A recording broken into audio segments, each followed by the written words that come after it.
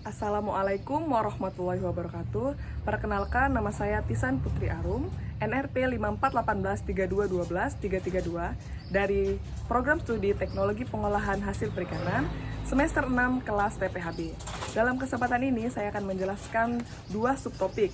Yang pertama membahas tentang Undang-Undang RI Nomor 10 Tahun 2004 yang membahas tentang pembentukan peraturan perundang-undangan. Yang kedua, saya akan membahas tentang Undang-Undang RI Nomor 36 Tahun 2009 tentang kesehatan. Baik, saya akan menjelaskan subtopik yang pertama terkait dengan tata urutan peraturan perundang-undangan di Indonesia berdasarkan Undang-Undang Nomor 10 Tahun 2004. Tata urutan peraturan perundang-undangan. Pancasila dijadikan sebagai sumber hukum nasional. Maksudnya, segala peraturan perundang-undangan yang ada di Indonesia harus beracuan atau berpedoman pada Pancasila dan tidak boleh bertolak belakang dengan Pancasila. Penyusunan peraturan perundang-undangan harus bersumber pada sumber hukum dan tidak boleh salah-salah. Kemudian, tata urutannya diurutkan menjadi 5 urutan.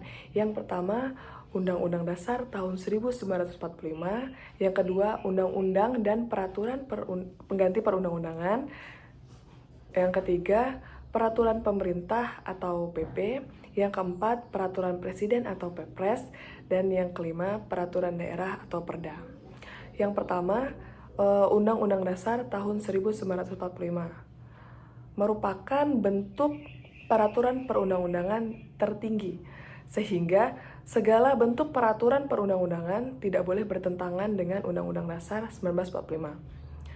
Undang-Undang Dasar ditetapkan oleh PPI pada tanggal 18 Agustus tahun 1945. Merupakan konstitusi pertama yang terdiri dari pembukaan, batang tubuh, dan penjelasan secara resmi.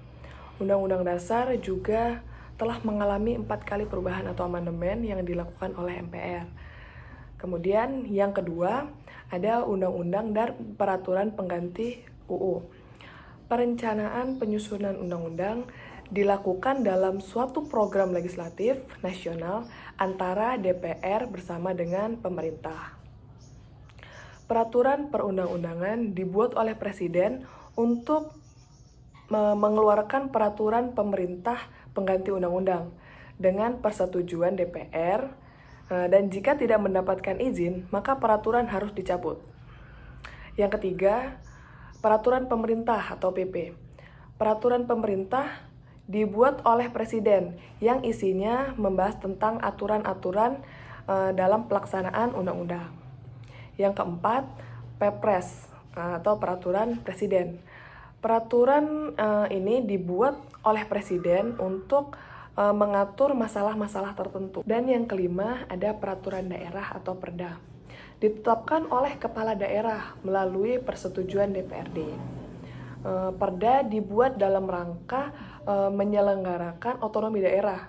Perda juga merupakan penjabaran dari peraturan perundang-undangan yang lebih tinggi, yaitu dalam memperhatikan masing-masing daerah. Perda dibagi menjadi 3, yaitu yang pertama Perda Provinsi yang dibuat oleh DPRD Provinsi dengan Gubernur. Yang kedua, Perda Kabupaten atau Kota dibuat oleh DPRD Kabupaten atau Kota ya bersama dengan Bupati atau Wali Kota. Yang ketiga, Perda Desa yang dibuat oleh Badan Perwakilan Desa yang dibantu oleh Kepala Daerah.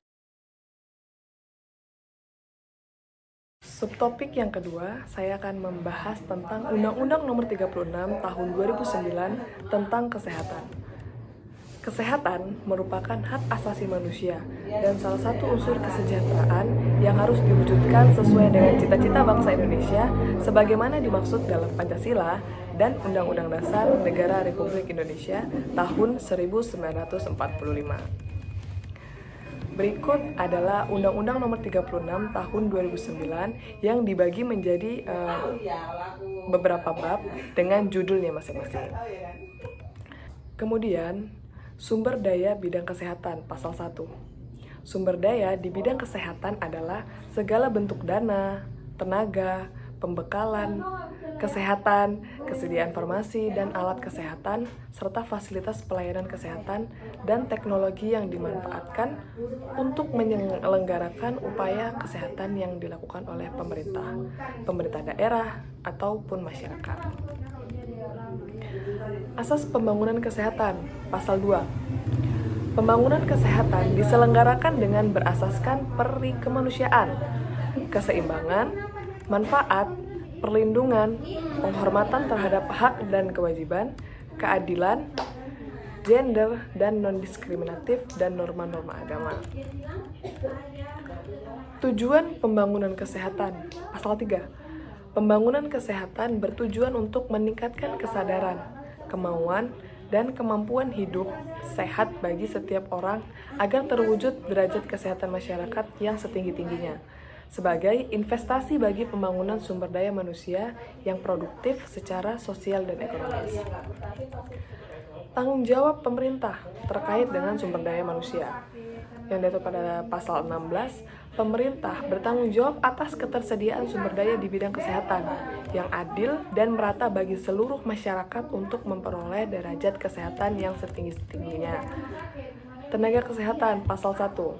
Tenaga kesehatan adalah setiap orang yang mengabdikan diri dalam bidang kesehatan, serta memiliki pengetahuan dan atau keterampilan melalui pendidikan di bidang kesehatan, yang untuk jenis tertentu memerlukan kewenangan untuk melakukan upaya kesehatan. Tenaga kesehatan, Pasal 21. Yang pertama, pemerintah mengatur perencanaan, pengadaan, pendayagunaan, pembinaan, dan pengawasan mutu tenaga kesehatan dalam rangka penyelenggaraan pelayanan kesehatan.